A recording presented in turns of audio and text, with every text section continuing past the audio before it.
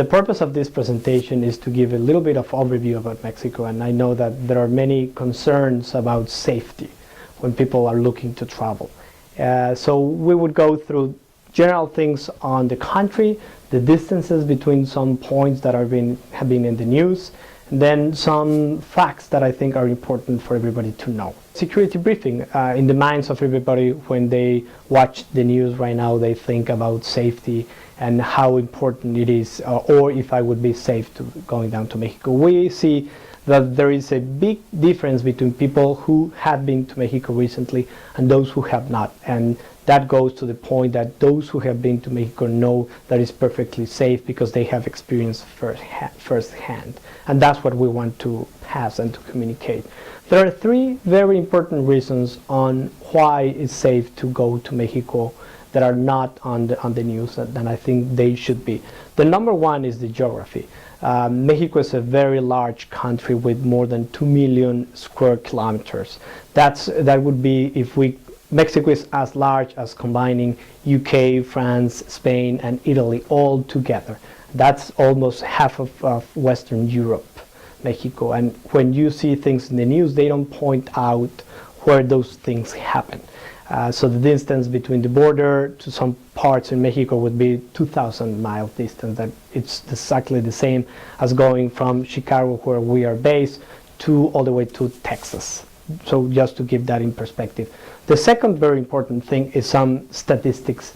If we show how different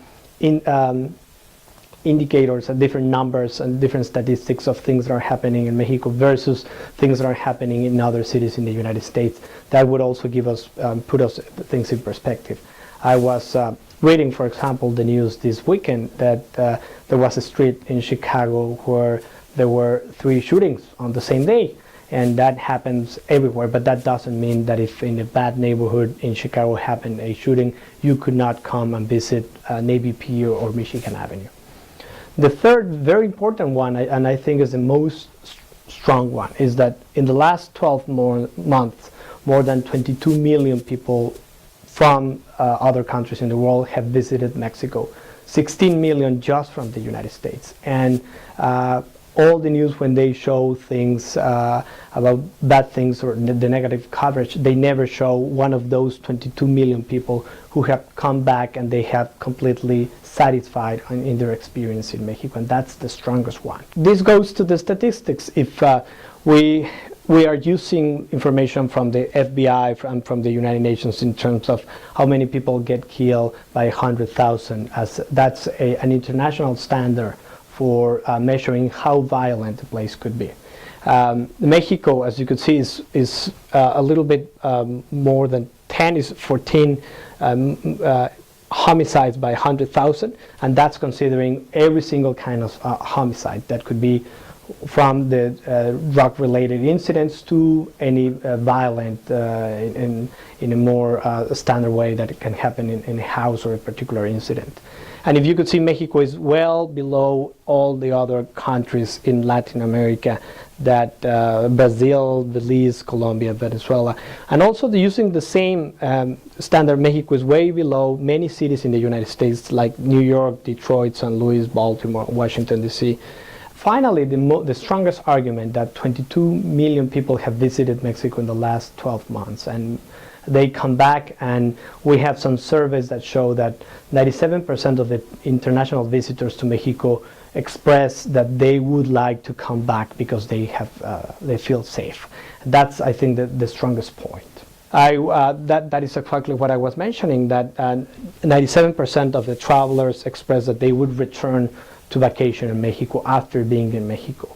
Why do you think the media only shows the negative or captures the negative attention and does not show the people saying good things? There are many more things happening positive that we haven't spoken about it loud. And that's exactly why we are here and why it's important to have this presentation, to properly communicate what is going on in Mexico and to put things in perspective. Because I agree with the statistic about the 97% that would want to return.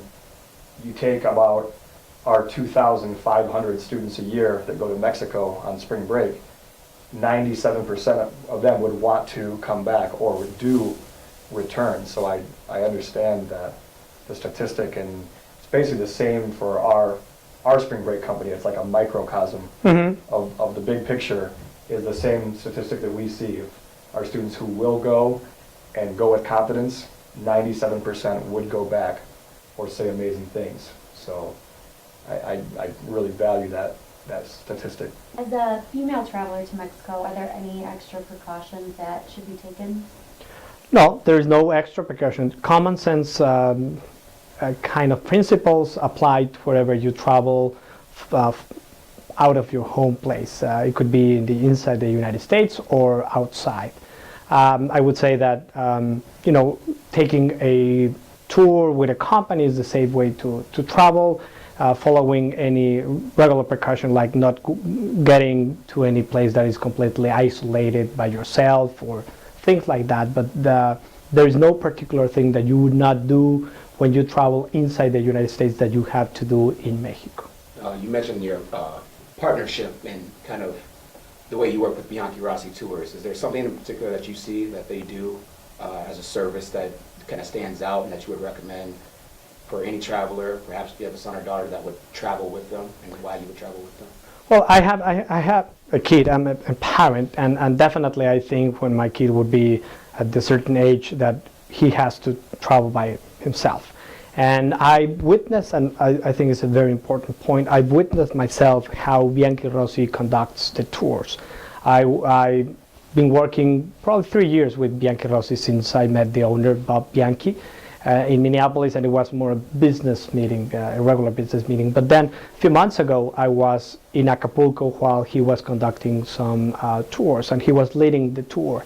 So we agreed to meet, and I personally witnessed how he conducts the tours and how he himself, the owner, is in many of those trips making sure that things are properly done with his kids and with his own sons and his managers.